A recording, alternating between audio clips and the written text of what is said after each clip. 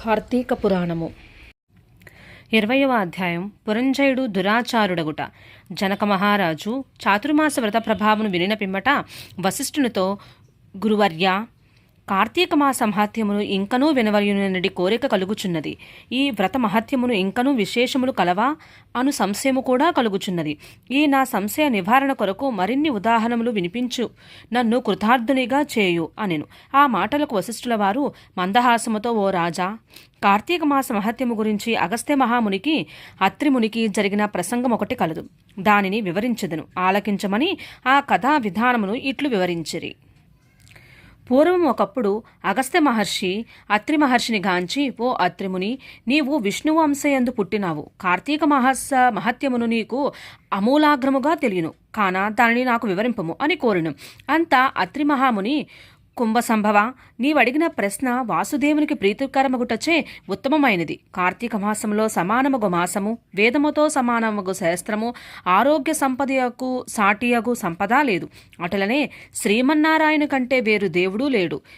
ఏ మానవుడైనను కార్తీక మాసమున నదిలో స్నానము చేసినను, శివకేశవుల ఆలయమందు దీపారాధన చేసినను, లేక దీపదానము చేసినను కలుగు ఫలితము అపారము. ఇందుకొక ఇతిహాసము వినుము.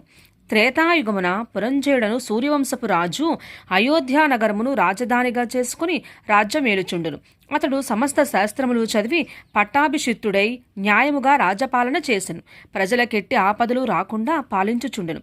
అట్లుండ కొంతకాలమునకు పురంజయుడు అమిత ధనాశ చేతను, రాజ్యాధికార గర్వము చేతను జ్ఞానహీనుడై, దుష్టబుద్ధి కలవాడై, దయా దాక్షిణ్యములు లేక దేవ బ్రాహ్మణ మాన్యములు లాగుకొని పరమ లోభి అయి చోరులను చేరదీసి వారిచే దొంగతనములు దోపిడీలు చేయించుచు, దొంగలు కొల్లగొట్టుకుని వచ్చిన ధనములో సగము వాటా తీసుకొనుచు ప్రజలను బీతావహులను చేయుచుండెను. ఇటుల కొంతకాలము జరగగా అతని దౌష్ట్యములు నలుదుక్కులా వ్యాపించును. ఈ వార్త కాంబోజ, టెంకన, కొంకణ, కళింగాది రాజుల చెవుల పడినది. వారు తమలో తాము ఆలోచించుకొని కాంబోజు రాజును నాయకునిగా చేసుకుని రథ, గజ, తురగ, పదాతి సైన్య బలాన్వితులై రహస్య మార్గము వెంట వచ్చి అయోధ్య నగరమును ముట్టడించి నలువైపులా శిబిరములు నిర్మించి నగరమును దిగ్బంధము చేసి యుద్ధమునకు సిద్ధపడిరి. అయోధ్య నగరమును ముట్టడించిన సంగతి చారుల వలన తెలుసుకున్న పురంజయుడు తాను కూడా సర్వసన్నద్ధుడై ఉండెను. అయినను ఎదుటి పక్షము భారతిక బలాన్వితులుగా ఉండుటయా, తనకు బలహీనుడగు ఉండుటయా విచారించి ఏ మాత్రమూ భీతి చెందక శస్త్ర సమన్వితమైన రథమెక్కి సైన్యాధిపతులను పురుకొల్పి చతురంగబల సమేతమైన సైన్యముతో యుద్ధ సన్నద్ధుడై వారిని ఎదుర్కొని బేరీ మ్రోగించి సింహనాదము గావించుచు మేఘములు గర్జించినట్లు హోంకరించి శత్రు సైన్యములపై పడిను.